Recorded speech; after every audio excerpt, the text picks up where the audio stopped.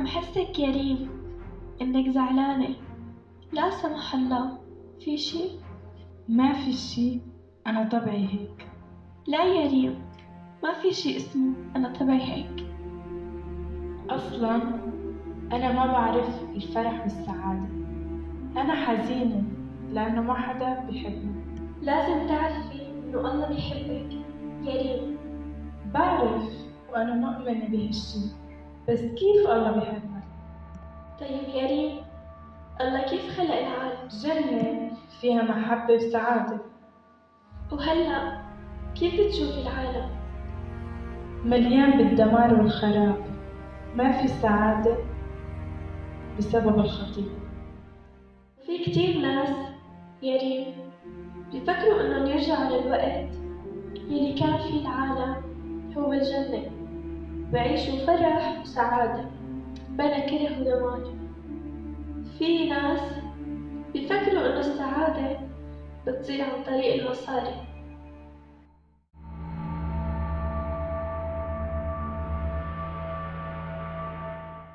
أو ناس بيهربوا من الواقع من خلال الكحول والمخدرات، مفكرين إنه فيها تساعدهم لحتى يوصلوا للسعادة.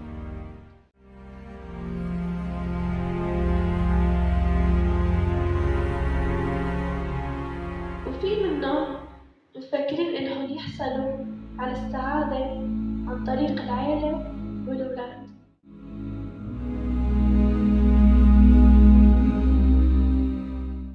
وفي منهم من خلال التدين، الصلاة والصوم وتقديم المصاري.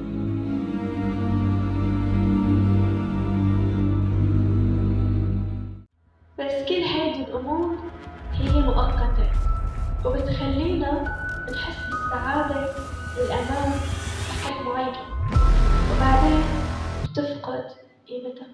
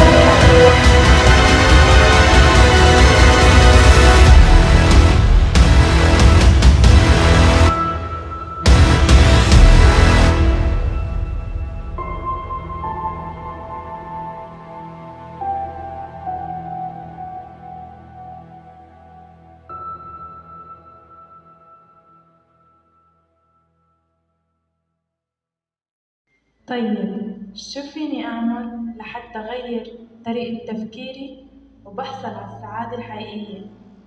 انتي مؤمنة إنه الله بيحبك، وهاد شي رائع. بس سؤالي لإلك، هو بتعرفي كيف تجلد محبة الله لإلك؟ بعرف إنه بيحبني، بس ما بعرف كيف حبني وشو هي الطريقة يلي أظهر لي حبه فيها. بس إذا بتعرفي يا ريت تخبريني. جاهزة لحتى نمشي رحلة صغيرة مع بعض لحتى نتعرف كيف الله حبنا؟ إيه أكيد جاهزة لحتى أسمعك.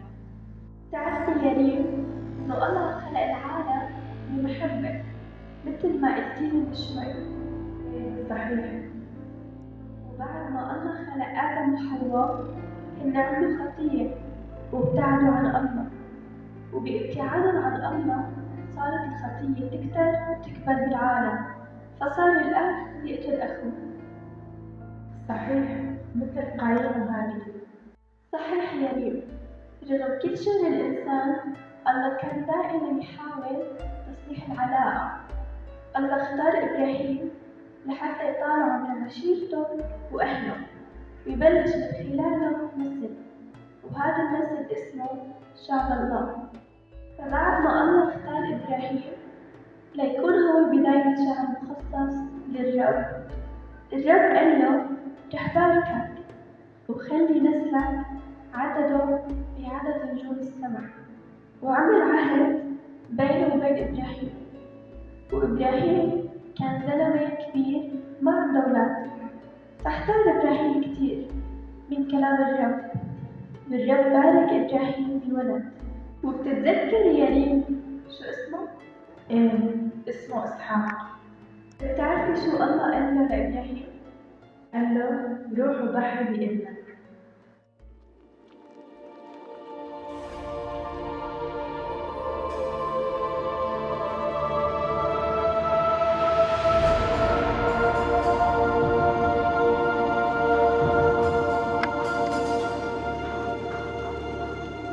المذبح معد.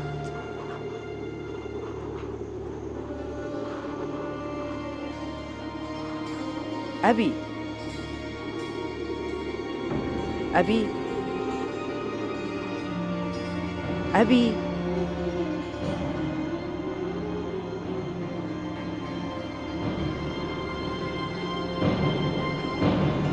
أبي ماذا تفعل؟ دعني، لا. إسحاق، أنت هو المحرقة.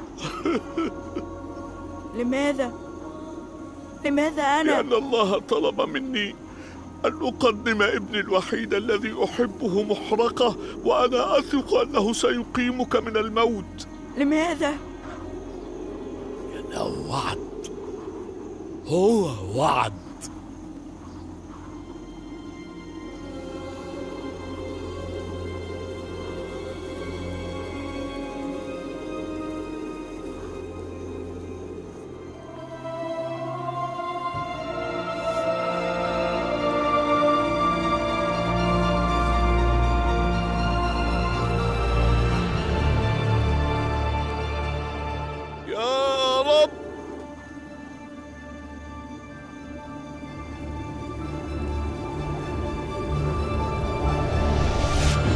إبراهيم،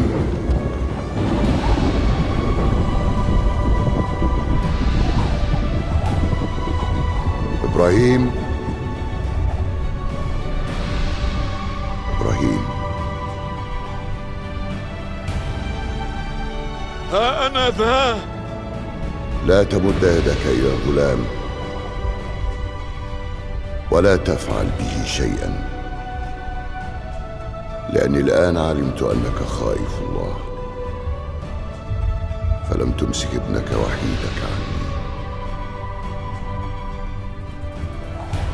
ابني، أشكرك يا رب، أشكرك يا رب. صحيح، بس الله كان عم يشوف مدى إيمانه، لأن الذبيحة لازم تكون كاملة، وابن إبراهيم هو مش كامل، في خطية مثل أي حدا تاني، لكن الله أعطاه كبش بدل ابنه. ومثل ما بنعرف إنه الذبيحة كانت مؤقتة لأنه ذبيحة حيوانية، والناس كانوا يخطئوا كتير، فكان بدهم ذبائح كتيرة. تعرفي يا ريم، الله عنده خطة لخلاص العالم. بإنجيل يوحنا 3:16 بيقول الله: لأنه هكذا أحب الله العالم حتى بذل ابنه الوحيد لكي لا يهلك كل من يؤمن به، بل تكون له الحياة الأبدية.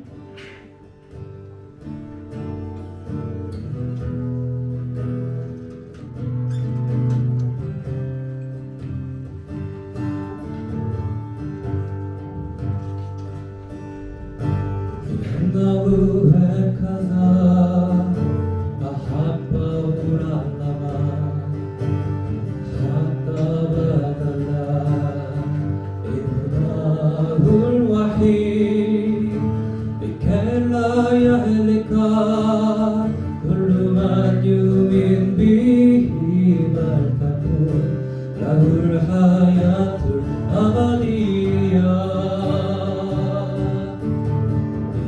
لأنه هكذا أحب العالم حتى بعد العالم ابنه الوحيد لكي لا يهلك كل من يؤمن به بل تكون له الحياة الأبدية.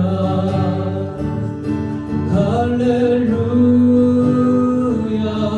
هللويا هللويا هللويا آمين. هللويا هللويا هللويا آمين. لأنه هكذا أحب العالم حتى بذل ابنه الوحيد لكي لا يهلك كل من يؤمن به بل تكون له الحياة الأبدية. هللويا هللويا هللويا هللويا آمين. هللويا هللويا هللويا آمين. هللويا هللويا هللويا آمين.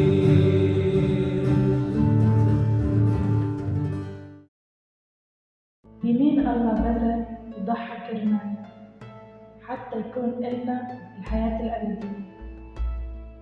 يلي رح يعطينا الحياة الأبدية هو يسوع المسيح.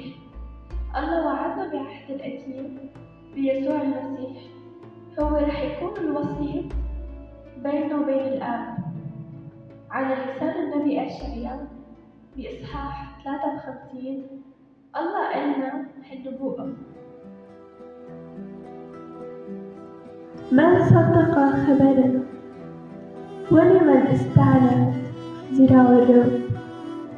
نبت قدامه كفرخ وكعرق من أرض يابسة، لا صورة له ولا جمال فننظر إليه ولا منظر فنشتهيه، محتقر ومخذول من الناس، رجل أوجاع ومختبر الحزن، وكمستر عنه وجوهنا، محتقر فلم نعتد به.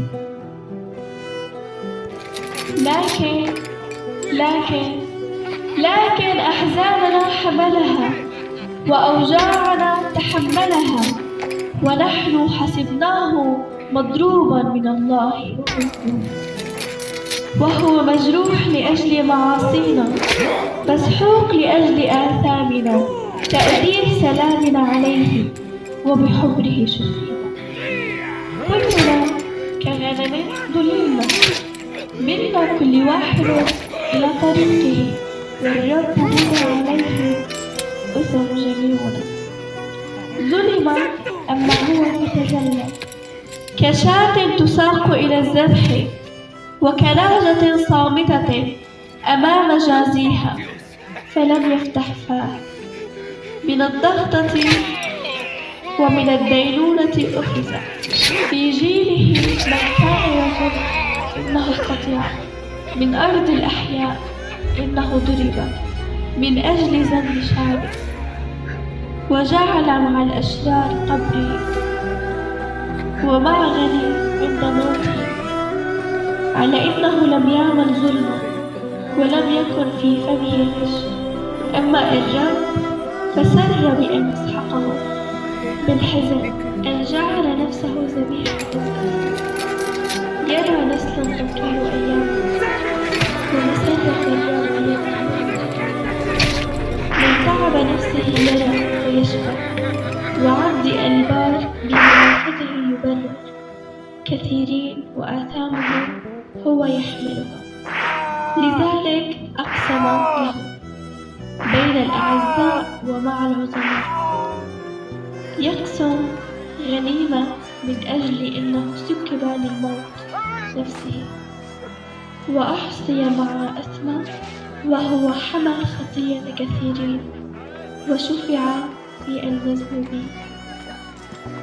ها هو عبدي يفلح ويتعظم ويتعالى ويتسامى جدا، وكما دهش منه كثيرون، إذ تشوه منظره أكثر من أي رجل، وصورته أكثر من بني البشر. فإنه هكذا يذهل أمما عديدة، فيكب ملوكا أفواههم أمامه، إذ شهدوا ما لم يخبروا به وأدركوا ما لم يسمعوا. يسوع انصلب.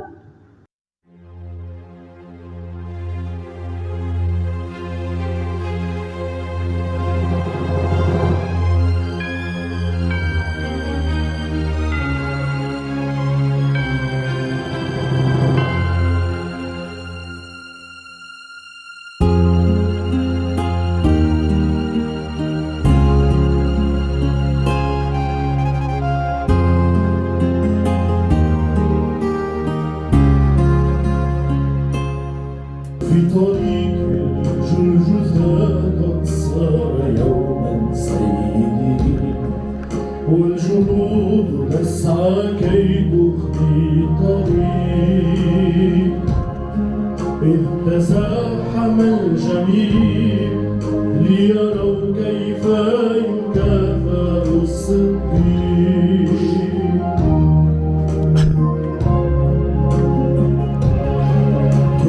ينزف حبيبي بسياط ضربه، وبتاج الشوك ربي ملكه، بصراخ الهازئين وبحكم موت العالي كرموه. في طريق الجلجثة صار إلهنا الحبيب، صار طوعا واختيارا للصليب. قبل يسوع الموت من أجله ومن أجلي. في طريق الجلجثة صار الحبيب إلى الصليب.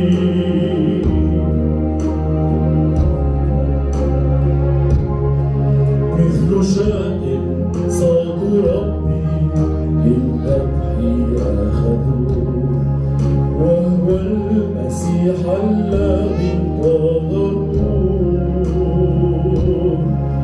وحزنه للغدر فاق آلام جنبه المطعون.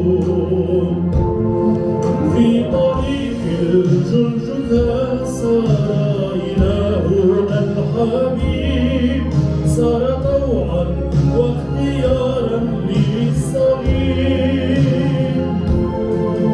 قبل يسوع الموت من أجله ومن أجلي.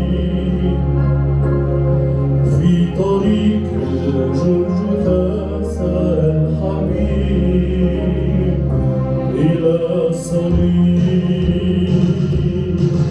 بدمه الكريم غفر للأثيم، بصلبه في أورشليم.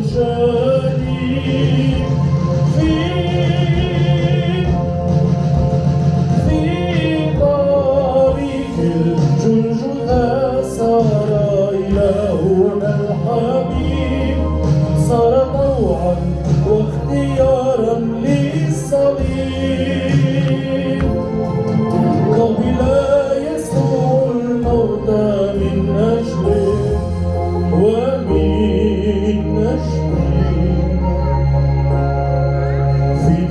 بك الجلجثة صار الحبيب إلى الصليب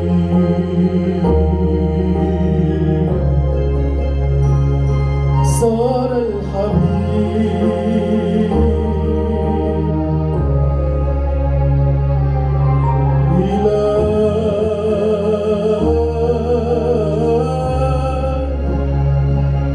إلى الصليب. لكن عزيزي بدي خبرك شو صار بعدها.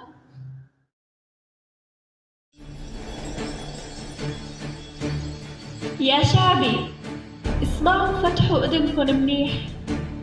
بعد ما حمل المسيح خطايانا على الصليب وكمل الوعد، وبعد ما نزلوه من الصليب وحطوه بالقبر وسكروا عليه حجر القبر، يا شعبي اسمعوا بعد ما مرق 3 أيام، بعد ما اجا يوم الثالث، وين القوة الموت؟ وين سلطانك؟ قدر على كل العالم، بس ليش ما قدر على المسيح؟ ليش ما قدر على حمل الله؟ لأن هو المخلص صدقا صدقا. هو شال قوة سلطان الموت علينا. هو حقا قام، حقا قام.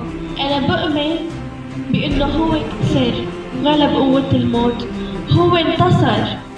مين رح يعطي قوة ليسوع؟ هو رح ياخذ الحياة الأبدية، ما رح يموت أبدا.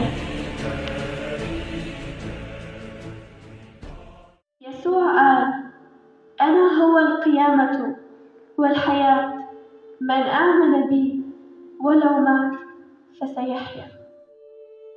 إذا أنت آمنتي بقيامة المسيح يا ريم، رح تاخذي السعادة والمحبة الأبدية.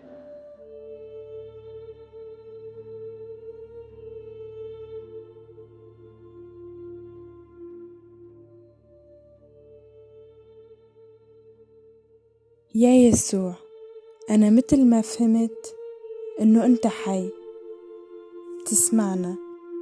يا رب، نحن تعبنا وما بنقدر نكفي بهاي الحياة الصعبة، عم نشهد بهالوقت حروب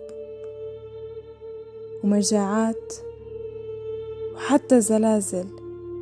يا رب، إذا أنت حي ساعدنا، خلصنا. ما فينا بترجاك يا يسوع اسمعني.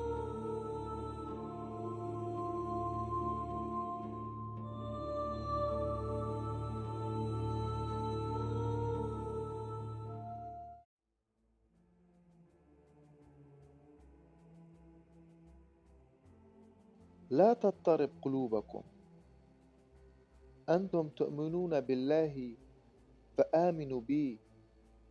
في بيت أبي منازل كثيرة، وإلا فأني كنت قد قلت لكم أن أمضي لأعد لكم مكانا. وإن مضيت وأعددت لكم مكانا أأتي أيضا وأخذكم إلي، حتى حيث أكون أنا تكونون أنتم أيضا، وتعلمون حيث أنا أذهب وتعلمون الطريق. يا سيد، لسنا نعلم أين تذهب، فكيف نقدر أن نعرف الطريق؟